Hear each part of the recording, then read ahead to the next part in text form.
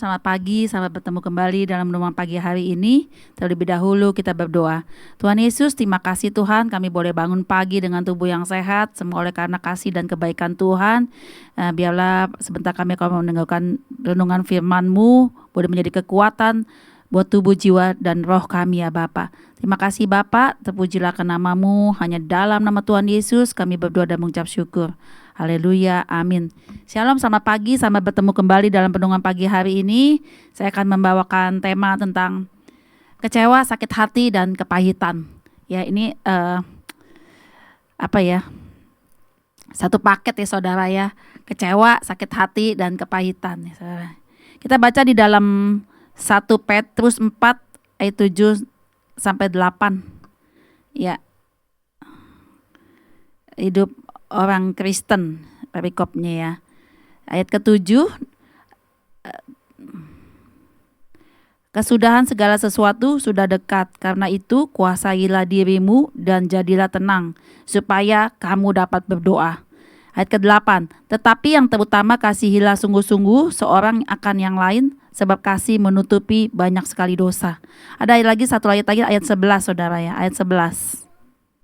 Jadi jika ada orang yang berbicara, baiklah ia berbicara sebagai orang yang menyampaikan firman Allah. Jika ada orang yang melayani, baiklah ia melakukannya dengan kekuatan yang dianugerahkan Allah, supaya Allah dimuliakan dalam segala sesuatu karena Yesus Kristus. Ialah yang empunya kemuliaan dan kuasa sampai selama-lamanya. Amin. Ya, jadi dalam saat-saat terakhir ini yang Tuhan inginkan kita menguasai diri. Ya, jadi sebagai orang Kristen harusnya kita bertumbuh di dalam kekristenan kita ya. Bagaimana Tuhan hidup, Tuhan hadir dalam kehidupan kita kalau kita menyimpan kecewa, sakit hati, dan kepahitan. Memang seringkali kita hidup di dunia ini tidak terlepas dari namanya kekecewaan ya. Satu orang dengan ini kecewa dengan yang ini, kecewa dengan itu. Itulah hidup di dunia ya saudara. Karena manusia selalu emang mengecewakan. Ya, terus yang Tuhan inginkan bagaimana untuk kita bertumbuh, Roh Kudus ada dalam diri kita kalau kita masih menyimpan kekecewaan. Bagaimana kita bisa berdoa, bagaimana kita bisa bertemu Tuhan, berjumpa dengan Tuhan melalui doa-doa kita kalau kita masih menyimpan sakit hati. Kekecewaan yang terus-menerus akan menimbulkan sakit hati ya saudara ya. Dan sakit hati yang berkelanjutan yang tidak dibereskan, diselesaikan, itu akan mengakibatkan kepahitan. Orang kalau jiwa kita udah pahit saudara, bawa-bawa kita mau berdoa, bawa-bawa kita bisa dekat sama Tuhan ya saudara ya.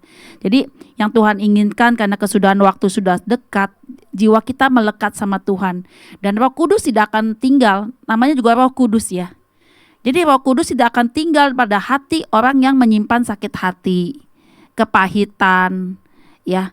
Itu hal-hal masa lalu yang membuat kita tuh tidak bertumbuh di dalam Tuhan. Hal-hal masa lalu yang tidak kita bereskan di dalam Tuhan, itu akan berakibat jiwa kita sakit ya saudara. Yang akhir-akhir ini Pak Pendeta kita, Pak Gembala kita memberitakan tentang jiwa. Jiwa yang sehat itu gimana? Ya kita harus jaga jiwa kita supaya jangan kekecewaan itu, sakit hati, kepahitan itu melingkupi hati kita. Karena tidak mungkin ya saudara ya Tuhan berkenan pada orang yang memiliki yang hatinya tidak mau dipulihkan, tidak mau diubahkan oleh Tuhan. Sebenarnya pada saat kita terima Tuhan, kita membawa hati kita kepada Tuhan ya, untuk Tuhan membereskan segala sesuatu yang di hati kita, supaya tidak menjadi penghalang di dalam setiap doa-doa kita. Salah satu penghalang doa kita yaitu kita menyimpan kepahitan, sakit hati, dendam kepada orang. Dan jangan berharap doa kita didengar Tuhan kalau kita masih menyimpan itu semua. Segera saudara bereskan, sehingga Tuhan mengubahkan hidup kita, kita menjadi berkat, dan apapun yang Tuhan kehendaki dalam hidup kita saudara, itu dapat terjadi ya. Dapat kita melihat kebaikan-kebaikan Tuhan ya saudara ya. Janji-janji Tuhan itu dapat kita lihat prosesnya itu untuk menuju ke sana, kita lihat ya saudara ya. Pasti akan terjadi. Karena apa? Belajar untuk hidup berkenan kepada Tuhan. Ya, bagaimana kalau Tuhan mau berkenan dalam hidup kita kalau kita menyimpan kepahitan, kekecewaan, segera bereskan di hadapan Tuhan, karena tidak mungkin Roh Kudus tinggal bagi orang yang menyimpan kepahitan saudara. Segera berdamai dikatakan firman Tuhan, kasihilah seorang dengan yang lain, karena kasih menutupi banyak sekali dosa. Ya mungkin kita nggak kuat ya saudara, kalau kita dikecewain orang mungkin sekali, 2 kali bisa mengampuni. Tetapi kalau terus menerus dan itu sudah menjadi kebiasaan orang itu menyakiti kita, kan rasa kita nggak sanggup. Nah, kita lah butuh Roh Kudus, namanya perlu bantuan Roh Kudus sehingga kita melewati semua. Sebenarnya di dalam melayani Tuhan ya, Tuhan nggak lihat pelayanan kita, terutama Tuhan melihat hati kita, ya hati kita. Ya, dia tertarik dengan hati kita karena yang di dalam ini akan memancarkan keluar. Seperti Amsal katakan,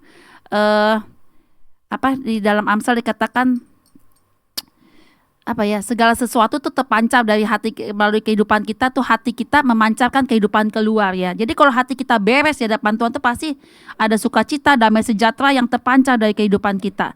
Dan kita boleh menjadi berkat, saudara, dimanapun kita berada tuh di nama Tuhan dipermuliakan. Kita akan melihat itu banyak orang-orang dimenangkan dengan kehadiran kita. Kita boleh melihat dengan kehadiran kita banyak orang-orang diubahkan ya saudara. Ya jadi Tuhan lebih tertarik bukan pada pelayanan kita atau apa kita, tetapi lebih kepada yang tersembunyi di hati kita, itu yang Tuhan inginkan.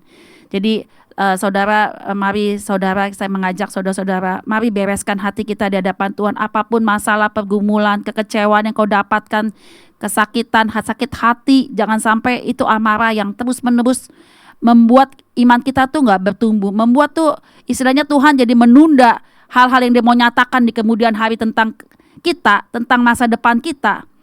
Jadi saat ini kita membereskan hati kita, jangan kita simpan sakit hati kita, kepahitan yang berkepanjangan. Segera ambil tindakan, karena itu menjadi sumber penghambat ya buat segala sesuatu yang Tuhan mau kerjakan lebih dalam hidup kita ya saudara.